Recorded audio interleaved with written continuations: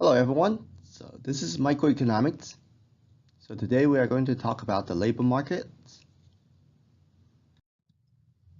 So in this chapter we are going to break down the labor market into the labor supply and labor demand, and then we will combine the two together to trying to figure out what determines wages in a particular labor market.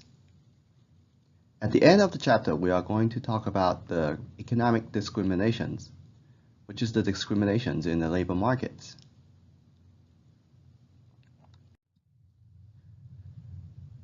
In order to talk about the labor market, we have to first understand the simple circular flow diagrams. So this is a diagram to illustrate the relationship or interaction between households and businesses. Well, in the previous lessons, we always talk about the transactions happens in the product markets, where the households will buy the goods and services from the firms. So the money go through this market and flow into the businesses. However, the businesses and the households also interact with each other in the different markets, and that's the market we call the factor markets. The factor markets basically it's where the firm will get all the production inputs to produce the final goods and services to sell. Well, one of the kinds of this factor market is the labor market that we are going to discuss today. So businesses will pay money into this factor market to get labor, and households will receive this money as wages and provide their work to the businesses.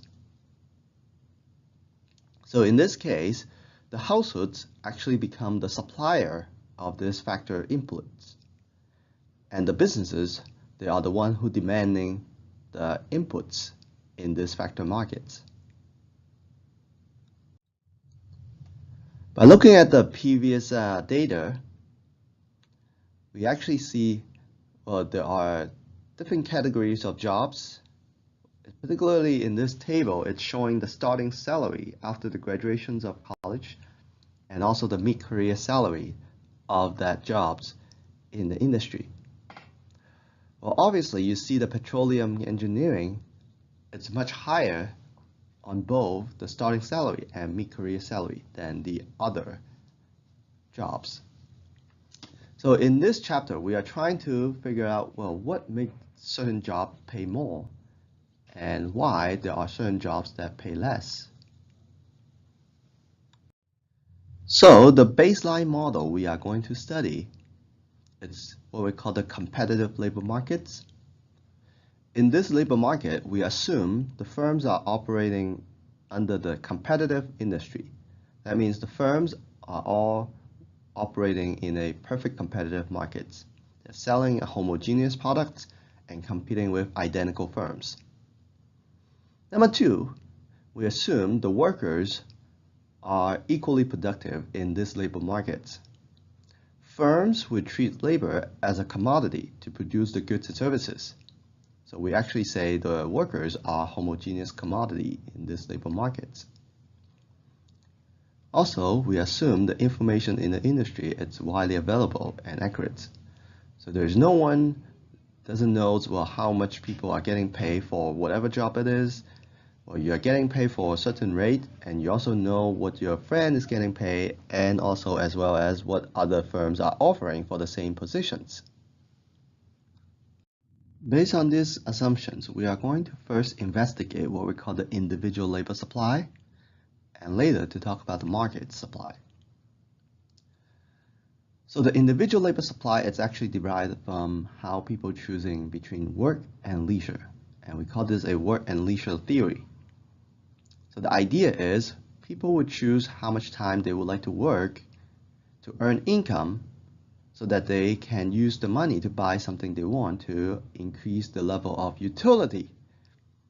But at the same time, they also know that when they are working, they are losing on leisure. So the leisure time, it's also elements that actually increase the level of utility for the households. So economists actually divide the activities into two categories. either the person to work to earn income or to engage leisure time to do something they want. Income from work and utility from leisure becomes a trade-offs. Well, there are some numbers that I actually got from the previous class. When I ask people, well, if someone is offering you $12 an hour, how much time will you contribute to your work? Some of my students reported they might work only 4 hours per day. But when wages go up, when the students are offered by $50 an hour jobs, well, students start thinking, well, maybe it's time to actually work full-time for this job. So they decided to work 8 hours a day.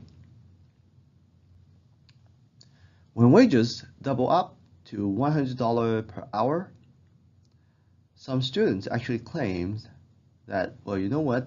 I don't want to miss out on this $100 an hour salary, so I would like to work even more. So they reported to work 10 hours a day. Well, it seems like there's a trend to these choices where people would choose to work longer and longer hours in a day when the wages starts climbing. But the problem is when the job offered to the students went up to $1,000 per hour, we actually have majority of the students saying they want to cut back on the working time. And when it goes to the extreme where $10,000 per minute job is being offered, some of the students might even say, I only want to work a few minutes in a day. So what explains this behavior? Why we don't see people actually keep working longer and longer hours or time as wages keep going up? There are two effects that actually contribute to these decisions of an individual labor. The first one is what we call the substitution effect. So it's when the worker trying to figure out how much they have to pay for the leisure. So the workers always think about the trade-off between working time and leisure. In order to get 1 more units of leisure, they have to give up 1 hour of working time. So how are they going to measure the cost? Well, the idea is every time they are trying not to work, they have to give up that hourly wage. For example, if someone is being offered $20 per hour jobs, in order to get 1 hour of leisure, the person will have to give up 1 hour of working time, which is $20. So the person has to buy $20 less of goods and services in order to get that 1 hour of leisure. As wages start going up, you can actually see the cost for leisure will go up.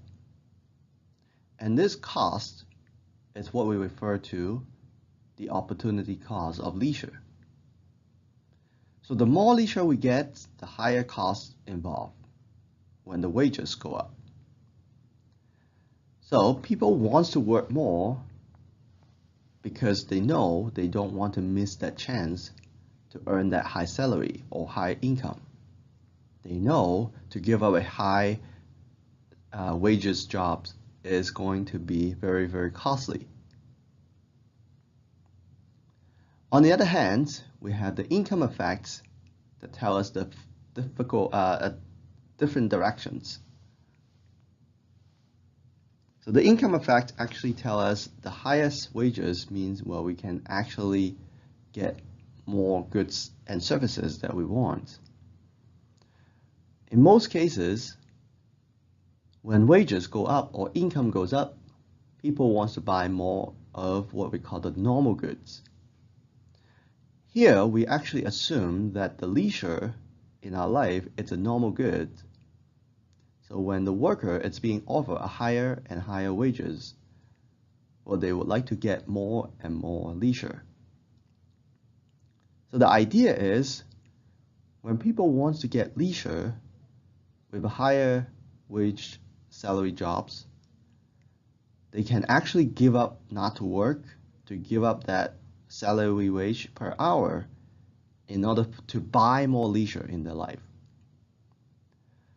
So the two effects here, the substitution effect and income effect, actually happen at the same time in our heads that actually influence our decisions whether to spend time at work or maybe not at work but to get more leisures. So ultimately, we can actually plot out this individual labor supply and trying to figure out how wages will change the number of hours of work for an individual workers. We can see this backward bending graph that explains the individual labor supply.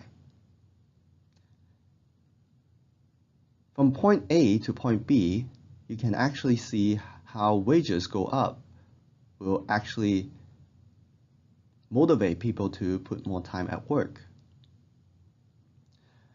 Well, in these portions of the graph, this is when the substitution effect is dominating the income effect.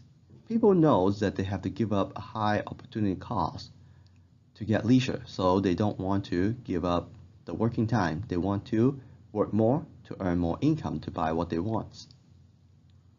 But at some point, from point B to point C, you can see the backward bending behaviors, where a higher wages will lead people to work less time. And this portions of the graph, it's when the income effect, it's dominating the substitution effect. People start realizing the higher income they are being offered, well, they should buy more leisure. So they want to cut back on the working time.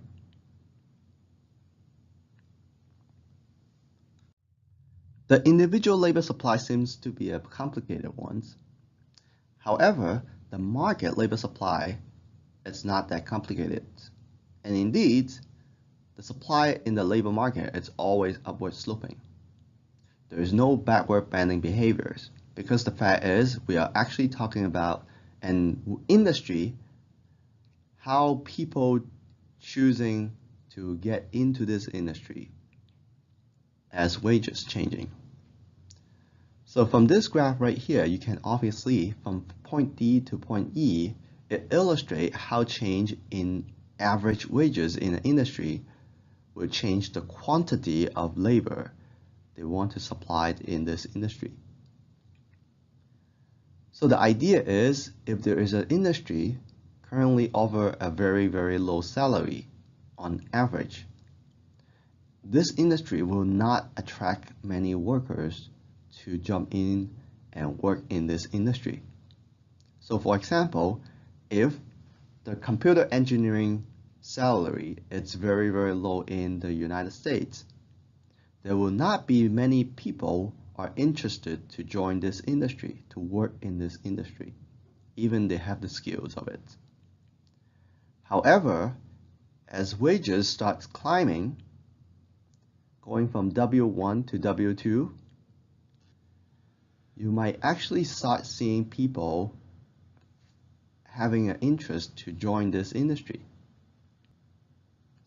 So the supply in the labor market is illustrating the quantity supply of labor, the total number of workers who are interested to join the industry as wages changing.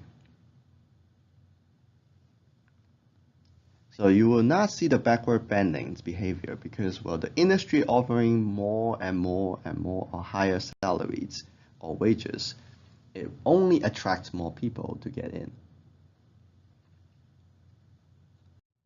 Well, learning the shape of the labor supply curve will help us to understand how people choosing to enter one industry as wages changing in the industry. Well, now we would also like to know about the shifting factors of the labor supply curve. What actually shifts the labor supply curve left or right? Well, the first one is the demographic changes in the labor market. So the total populations actually represents how many workers are available for a particular industry.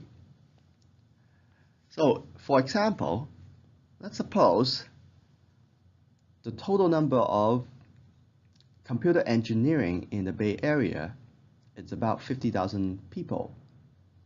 So those are the people who are currently qualified for the jobs.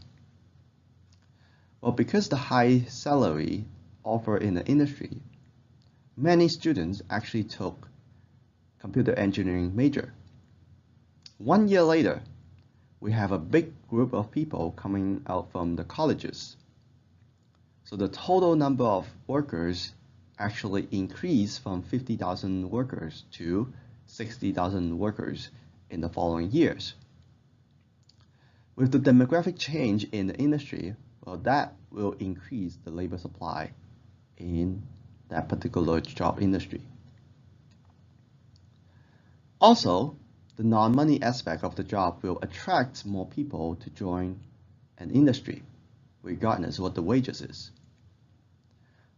Well, to talk about non-money aspect of the job, you can imagine maybe there is a job that requires you to actually work in a very dark area, underground, very, very bad smells environments, as comparing to there is another job that offers you exactly the same wage, but you only need to sit in the office and do your work in front of a computer. Some people, they actually consider all this non-money aspect of the jobs. So the job that offer a better working environment, more security, those are the jobs that are more preferred by the people in the job market. So the labor supply in those jobs will be much larger than the ones that offer much poor working conditions and insecurities. Wages in alternative jobs also contribute to the labor supply. So the skills that we have may not only apply to just one particular kind of industry. Sometimes the same skill can be applied in different industry. So for example, for a person who is an accountant who can do accounting jobs, this person can actually enter the game industries, or maybe a medical industries, or maybe a marketing industry. It really depends on what is being offered in the market. For the same skill this person has, the person can actually enter different industry according to what wages is being offered more. As the alternative jobs wages go up, the supply of the current labor markets will actually decrease because people want to move away from this industry. But as the alternative job wages decrease, well, people want to stay in this industry, or maybe even more people want to join this industry, then the labor supply for the current industry will increase. There are some non-wage income that people can also earn that affect how people choose to participate in the labor markets. So some of this non-wage income include investments, bank saving, interest payment, or maybe rentals payments. So the non-wage income basically refers to the income that the household earn without working. When the non-wage income is high enough for the people to depend on everyday living expense, then the households may not need to work. So the supply of labor will decrease.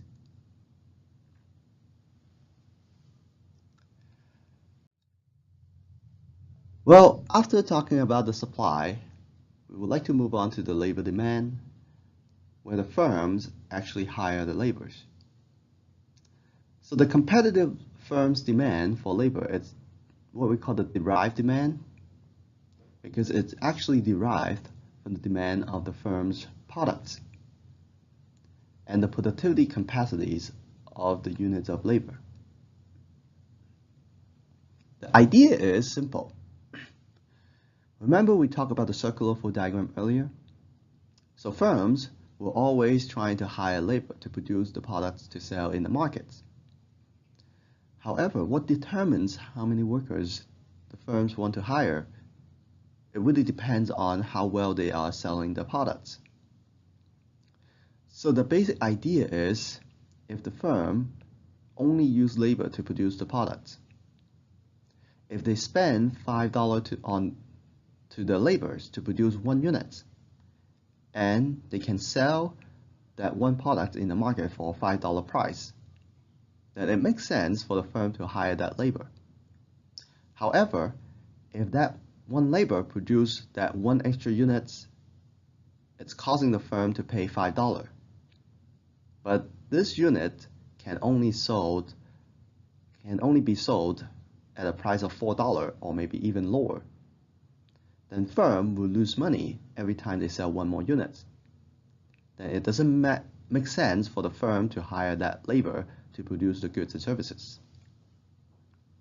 So we call this a derived demand because, well, the demand for labor is truly derived from the demand for the products in the market.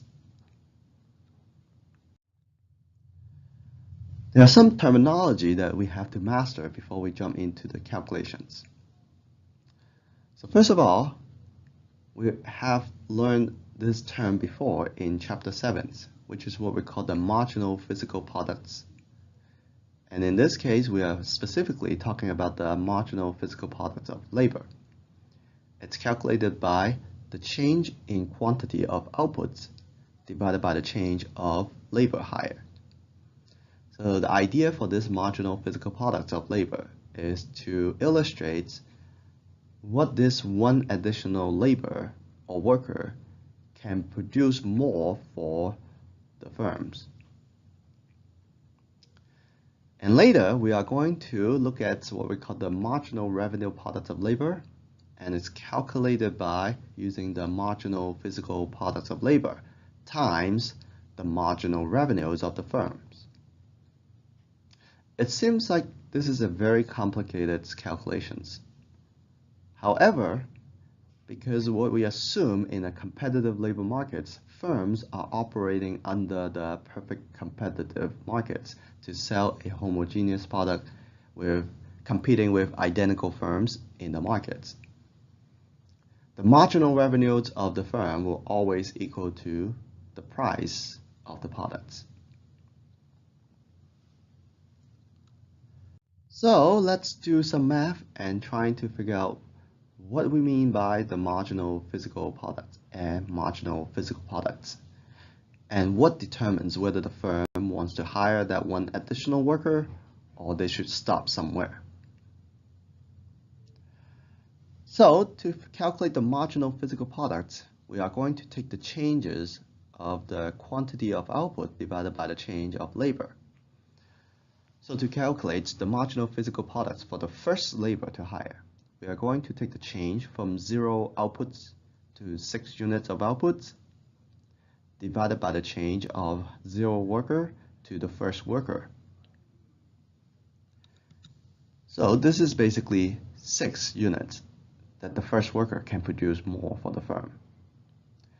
And then you can repeat the same step for the second worker, the third worker, fourth, and the fifth.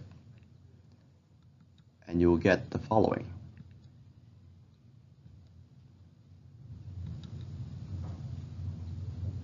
So this is something that we learned in Chapter 7 when we talk about the productions of the firm.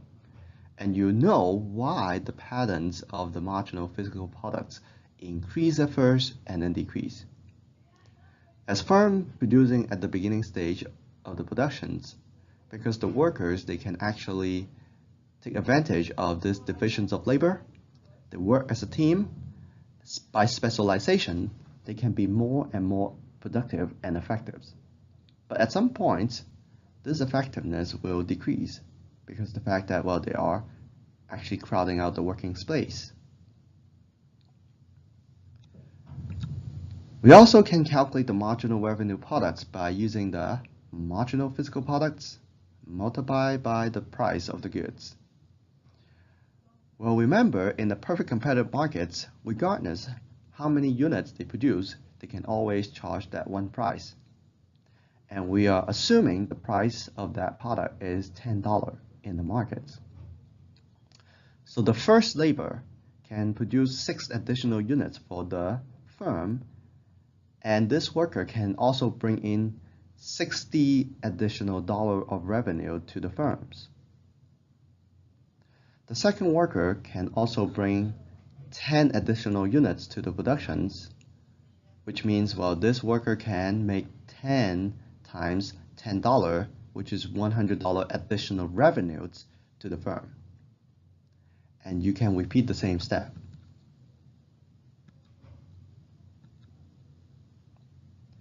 Now, let's say there is a wage that is already determined in the labor market, which is $40 per hour that the firm has to pay. So that means every worker who actually work in an hour, the firm will have to pay $40 for the worker to work.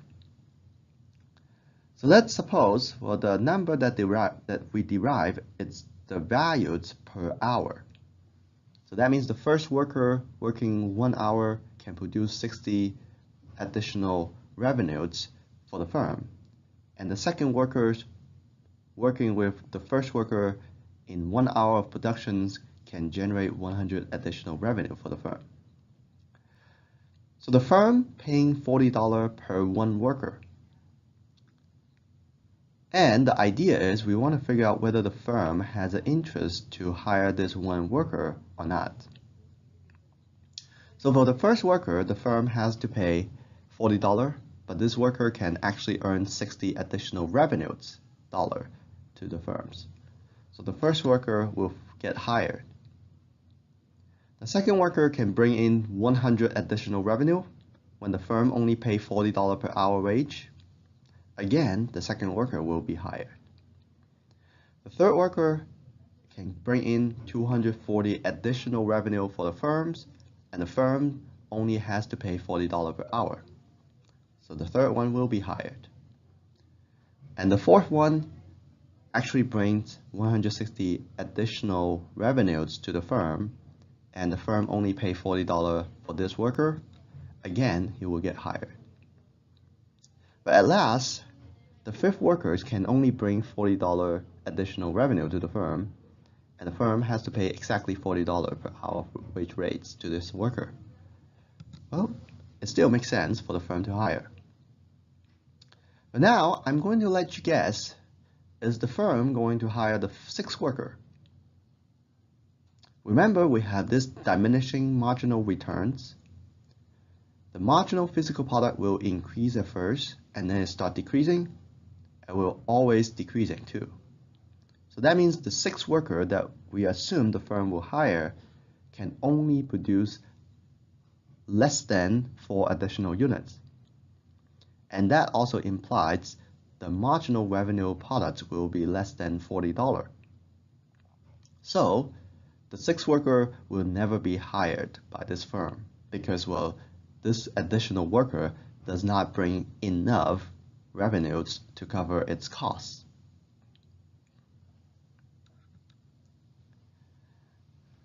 So the idea to derive this number is to figure out what's the decisions of the firm. And obviously, the firms will keep hiring and hiring until the last worker worth its wages. As we discussed in the previous example, the firm's decisions on the labor demand depends on the marginal revenue of products and the wage paid to the worker. The competitive firms will keep hiring labor from the competitive labor markets because each firm is so small to affect the large markets. It can hire all the labor it wants at the market-determined wage. Well, at that wage, the firm will have to determine how many workers they would like to hire. So from the graph on the left-hand side, you can actually see the marginal revenue product curve actually increase at the beginning and then start decreasing. And the perfect competitive firms will hire up to the level of labor until the point where the marginal revenue products of that labor equals to the wage paid to the worker. This is another way to think about how firms they maximize the profits. So this is basically a profit maximizing process. Instead of looking at how firms determines the marginal revenues and marginal costs, now you can also see it how the firm determines the level of workers to hire in order to maximize its profits, because the one additional labor hire can bring in an additional revenue, and firms will keep hiring as long as the additional labor will bring in more revenues than the additional cost.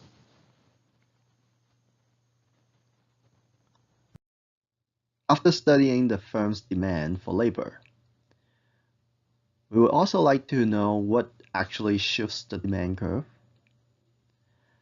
So firms would demand the workers or labor in the labor markets. So they would like to hire people to produce the final goods and services for them so that they can actually sell it for a profit. And that's the reason why we call this a derived demand. So the first shifting factor is coming from the fact that, well, the change of the product demand will also shift the demand of labor. So the idea is, if the firm is facing a product that has a high demand in the markets, the firms would like to actually produce more of that product to sell for a profit. So the demand for labor will increase because they need those people to produce more for them. So whenever the demand for the final product or goods or services increases, that will also increase the demand for labor. Also, we talk about the demand, it's derived from the demand for the products, but also part of the decision depends on the productivities of the labor. When the labor in the productions increase in productivity, that means, well, they are using less resources or maybe time to produce the same amounts of goods and services. The firms will find the labor to be very cost effective, or the cost of the overall productions will reduce because of the productivity's increase for the labor. So increase in productivity will actually has a positive impact to the demand for labor. When firms, knowing that their labor is actually more productive, or they're worth more for the firms would like to demand more of the labor in the markets. At last, the change of the price of other inputs will also shift the demand curve for labor. So firms would demand the labor depends not only just for the product demand and also productivity of the labor.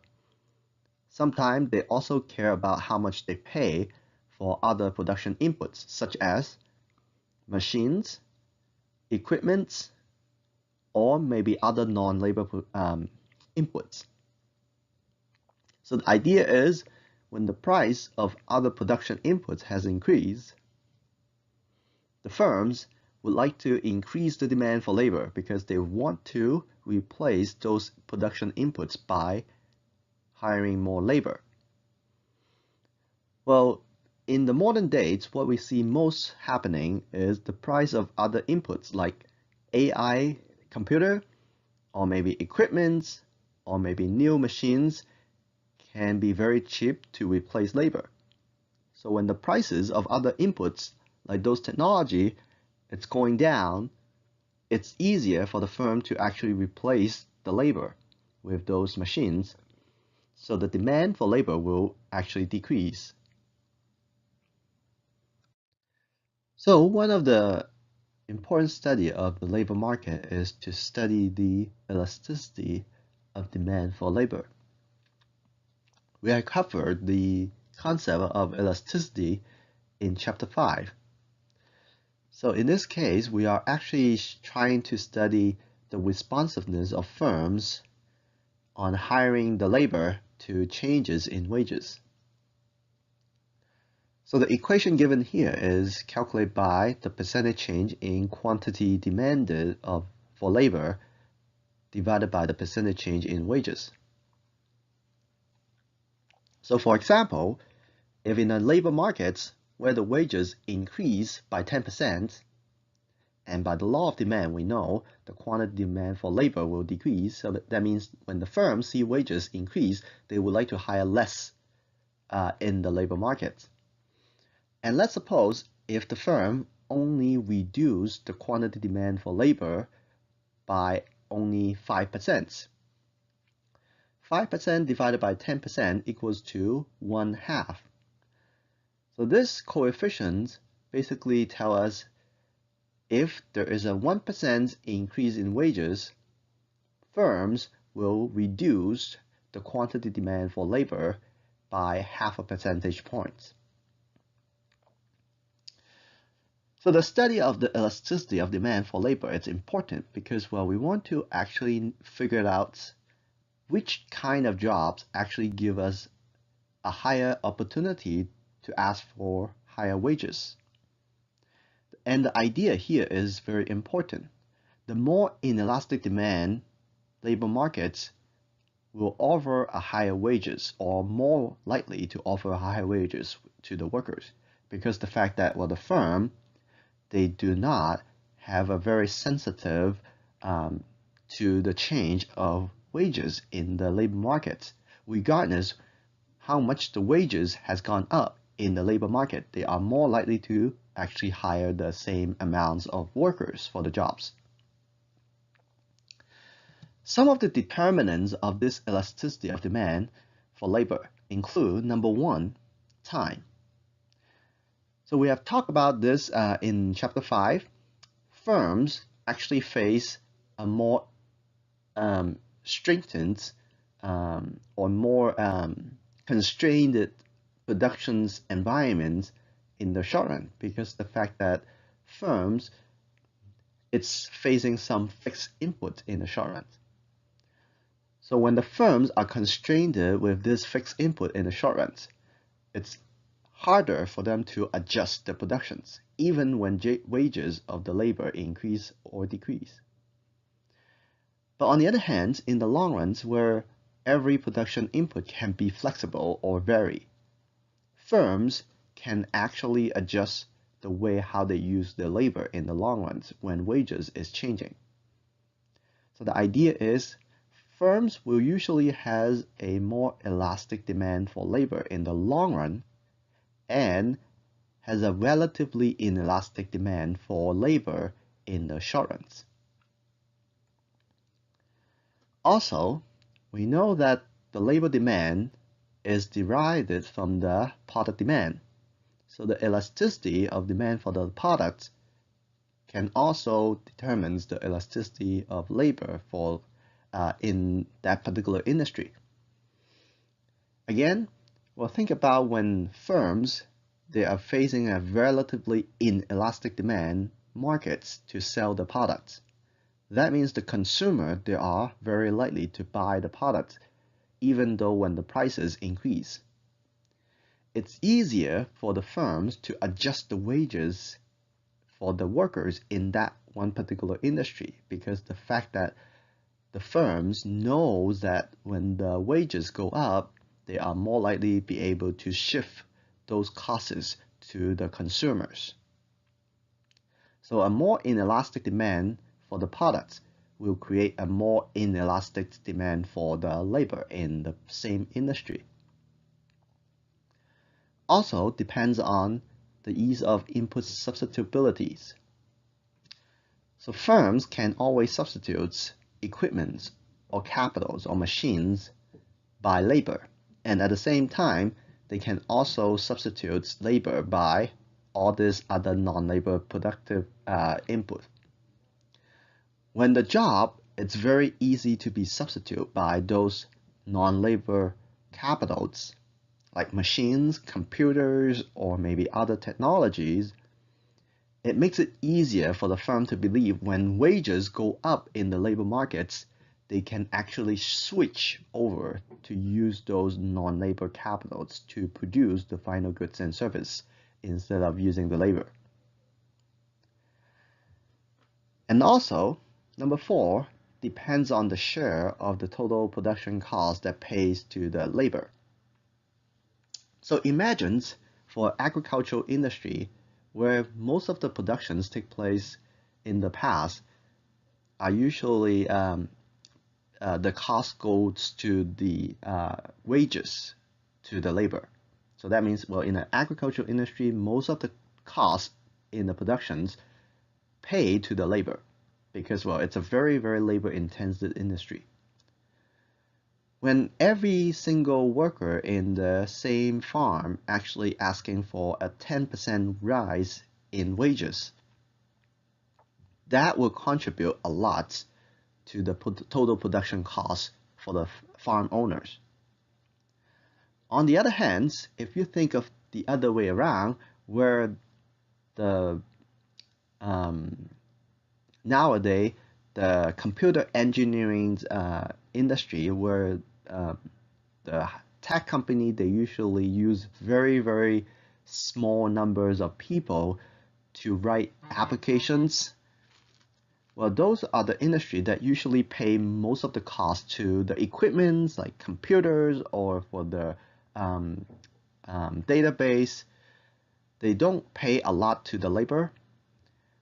It's actually easier for the firm to adjust the wages for the labor in the same industry because the fact that, well, a 10% raise in labor costs only contribute a very small share of the total cost increase. So when the labor share of the total cost it's actually big in one industry, it's harder for the firm to adjust wages. So that means they are facing a more elastic demand for labor.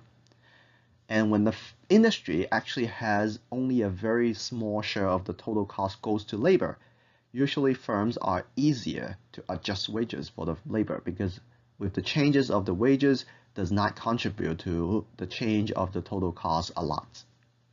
So the industry or firms that actually has the nature where labor only take up a small portions of the total production cost, they are usually more inelastic to demand for the labor. So at the end of the day, well, you want to actually get out there to the labor market and trying to find that job that are more likely to offer you wages when, number one, the firm usually produce in the short runs to make decisions whether they should pay you more or less. And you want to pick the industry where the elasticity of demand for the product is relatively inelastic. So the people buying the products are inelastic to the products. And you want to also find that positions that it's very, very difficult to be substituted by other production factors like computers or maybe AI system. And at last, you want to find that one jobs where the industry only pay a very small share of the cost to labor, and most of the cost goes to other production inputs like computers, tractors, or maybe other kinds of machines. So labor only take a very small share of the cost. It's easier for the firm to adjust your wages. So at the end of the day, well, what we have covered so far, we know that the labor supply is formed by all this individual labor in the market. And the market labor supply, it's always an upward sloping curve because a higher wage will attract more people enter one industry. On the other hand, the individual firm's demand for labor will sum up to the market demand for labor. And that will also be always a downward sloping demand curve, as you always see. So the market demand and the market supply in the labor market will form this one equilibrium wage. And this is the wage that it's already determined it, where the competitive firm will have to follow. So firms' decisions in this market is to determine whether they should hire 1 workers, 2 workers, 3 workers, or whatever amounts of worker until the point where the marginal revenue products of labor is equals to its wage to pay for individual labor. So for example, we previously talked about, when the wage rate in this case is $100, so the firm will determine to start hiring more and more people as long as the one more worker they hire bring in additional revenue that can cover the cost. Firms will keep hiring until the point where the marginal revenue for the one additional worker, in this case, in the diagram, is the 6 workers the firm hire. This worker will bring in additional $100 revenue for the firm, and the firm only pay $100 wage for this worker. And the firm will stop at that number of workers. So this is basically another profit maximizing process of the firms. So the competitive labor market may not always be perfect. In some cases, the imperfect labor market can be created, such as economic discriminations, and sometimes maybe by the cause of the union. So the economic discriminations, it's a very, very big topic to discuss. So what it means is whenever the workers of an equal ability and assumed to be equally productive, they are paid in different wages. Or maybe they are discriminated against in the workplace because of various reasons, maybe for their races, maybe for their color, religions, gender, age, national origin, sexual orientations, or disability. All of these are not the reason why the employers can pay different wages or treat a single worker different than the others, assuming they have the equal ability at the jobs. So in the US, we have the Bureau of Labor Statistics actually measure the discriminations at work. So the Bureau of Labor Statistics actually measure wages for persons in various races and ethnicity, as well as by gender in the labor force. The data was connected in the country, and there are measures that actually capture what we call the gender wage gap, elasticity wage gap, and other forms of wage gap in the labor markets. Well, to explain the labor discriminations, we can actually take 2 approaches. Well, one, it's what we call the discrimination taste approaches, which is designed and first brought up by a great economist called Gary Becker. Well, another modern way to explain the theory of discrimination is by what we call the segmented market approach. So we'll quickly take a look at the 2 and trying to see, well, what are the arguments from each approach and why we are still observing the work discriminations in the job markets. So the first one here, it's basically the economic discrimination theory that's first brought up by a great economist called Gary Becker.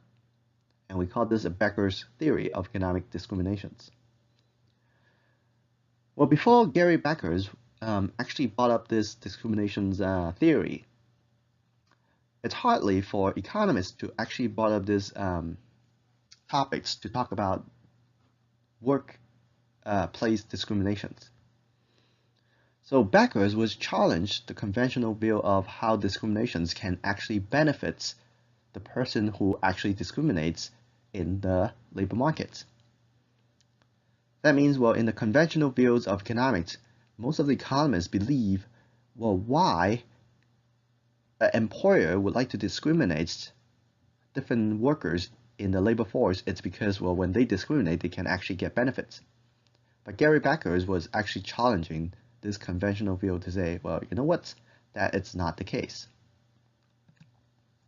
So the idea is, if we assume that there are 3 different ethnicities worker in the workplace to do the same jobs, there should always be some levels of workers in each ethnic groups.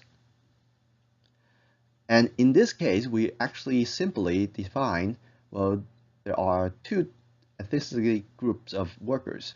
One is the traditional white worker, and the other one is the black. So in each categories, we found a high-skilled worker of the two. So we have the high-skilled worker that can bring profits of $100 per hour from each ethnicity group, and the medium-skilled workers to bring profits of $50 to the firms, also from each group, and low-skilled worker that can profit the firm $220 per hour from each group. And let's suppose if there is a firm is trying to discriminate in the markets, and they will never hire the black workers. If there were only 6 workers in the markets, and this discriminated firm will always hire the 3 white workers in the job markets. And that will bring a total of profits of $170 per hour. But on the other hand, if there is a firm only hire labor when the labor is skillful or productive enough to earn profits for the firm, despite what kind of ethnicities they are, with no discriminations happened, but this non-discriminated firm will always hire the top 2 workers from the high-skilled worker category, and one of the 2 from the medium-skilled worker, which is the one that can earn $50 per hour. In this case, the non-discriminated firm will always earn $250 profits per hour. And obviously, well, the discriminated firm will always be losing this opportunity to maximize its profits as comparing to the non-discriminated one. And that is basically the most fundamental theories of economic discriminations that is suggested by Gary Becker. Well, in practice, wage discrimination still exists in today's day. According to the Bureau of Labor Statistics, women in 2012 still earning 82.2% of what men earned in the same occupations. So why? What explains still this discriminations? Well, first of all, when we actually trying to understand the theory that's suggested by Gary Becker, what Becker's theories were suggesting was that in the long run, wages will adjust because firms will find out that they are hiring someone that is non-productive and they are not maximizing their own profits by hiring those unproductive workers. But that long runs, it's actually not easy to get to because of several reasons.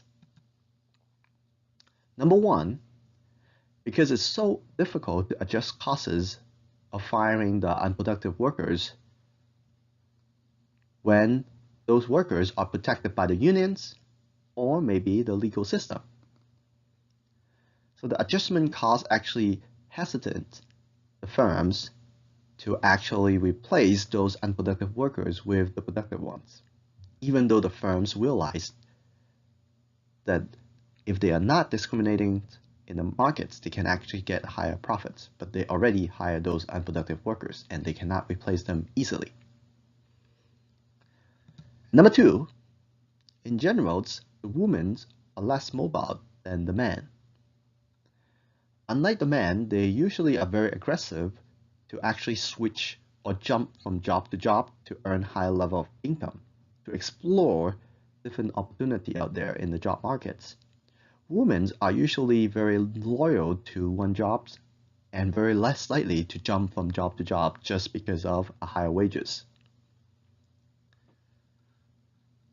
And number three, women tend to choose occupations with more flexible career path.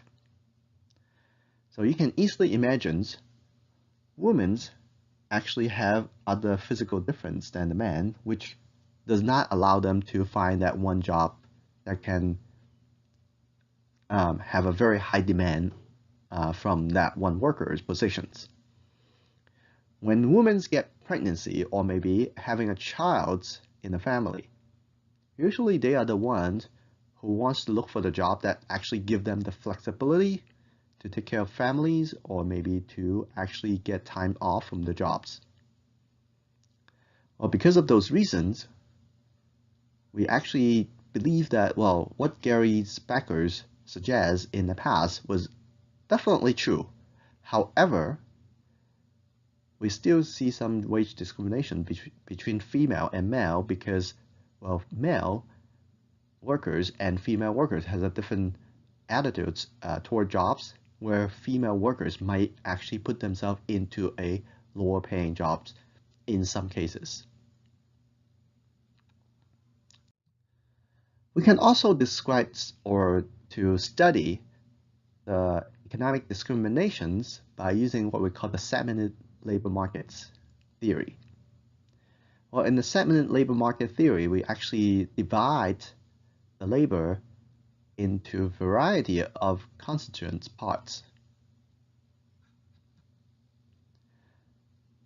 So to divide up different groups of labor within the industry, we can actually use 3 different approaches. So we can segment the market by using number 1, called the dual labor market hypothesis. So in this dual market hypothesis, we actually assume that the firms are given choices to hire different types of labor, and the labor also have different industry they can choose to get the job. And we divide up the labor group or pool into 2 categories. One is the primary jobs that the labor can apply, and the second one is the secondary market. So the primary market is the one that offer the best salary or better benefits at the jobs, better environments, and the secondary markets are the ones who usually pay lower wages, has a very bad working environment, or maybe less compensation for the laborers. Well, another way to segment the markets is what we call the job crowding hypothesis. And in this approach, we are basically dividing the labor markets into 2 segments, where one segment discriminates certain types of labor and allow those workers to actually move to another industry so that it crowd out the other industry to drive wages lower. And number 3, it's by insider-outsider theory, where the insiders are the ones who are usually in the labor unions jobs, and the outsiders are the ones who are not providing the union protections. So in this chapter, we mainly want to talk about the job crowding hypothesis and trying to explain with this one segmented market theory, and then we would like to try to get some conclusions from this segmented labor markets theory. Under the job crowding hypothesis, here in this example, we are dividing the job market or segment the job market into 2 employment job markets.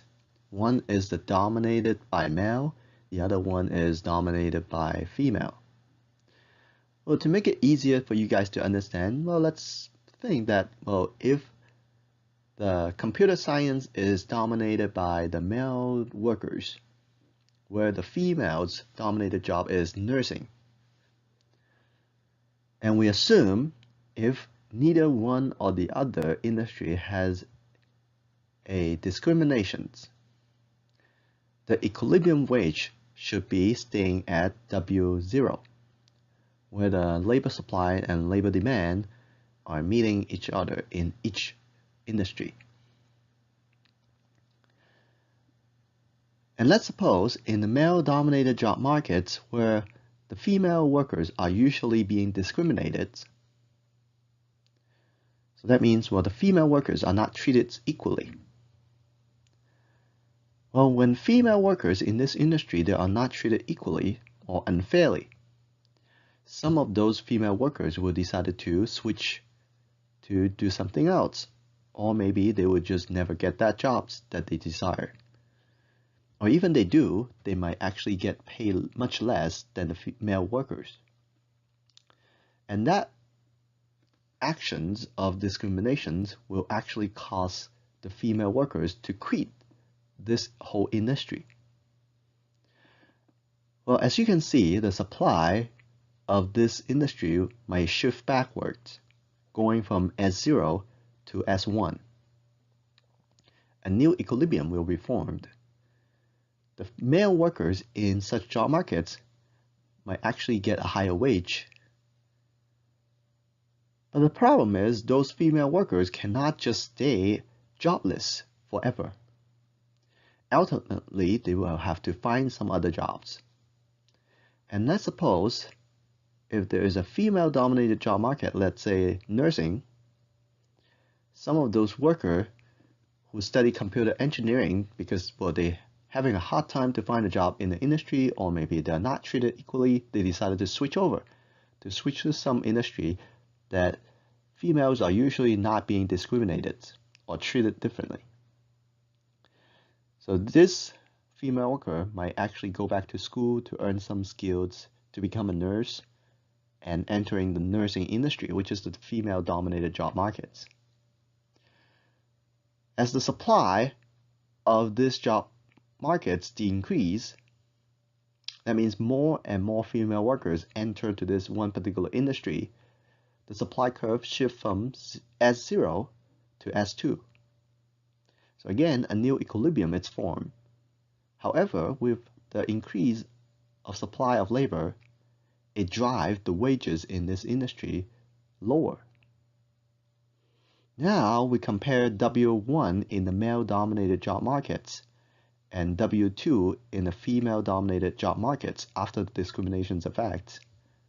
We can actually see the wage gap between the two industries. And that's how we explain the economic discriminations by using this job crowding segment markets theory.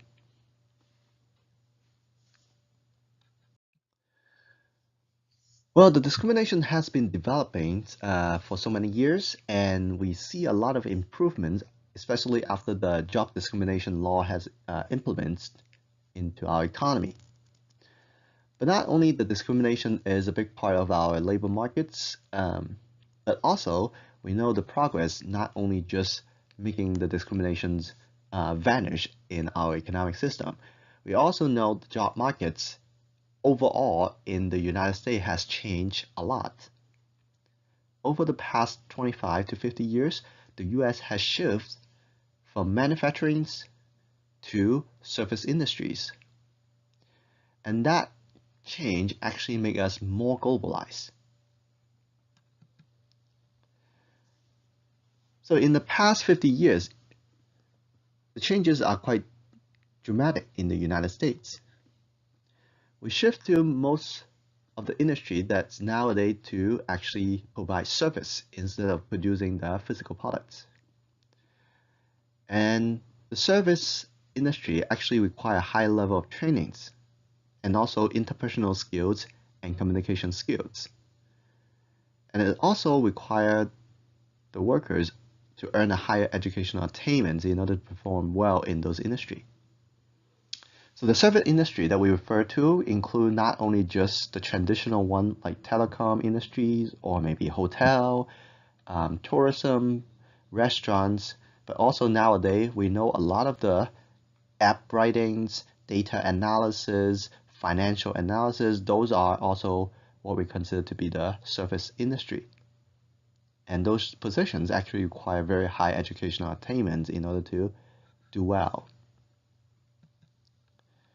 We also outsource a lot of labor-intensive jobs to the developing countries. And in the domestic country, in the US, we actually see a significant growth in high-skilled jobs instead of the low-skilled labor-intensive jobs like manufacturing or agricultural products. The technological advancements actually creates this flexibility for the firms not to rely on their own productions anymore. A lot of the services that's being provided in the United States, they are not actually done by the domestic workers. And you can kind of imagine some of the credit card services that we call to the card center. The people who actually answer the phone, they are not the one that actually hire in the United States. And most of them, the technological service or maybe warranty service that we call those call center, they are actually mostly located outside of the country.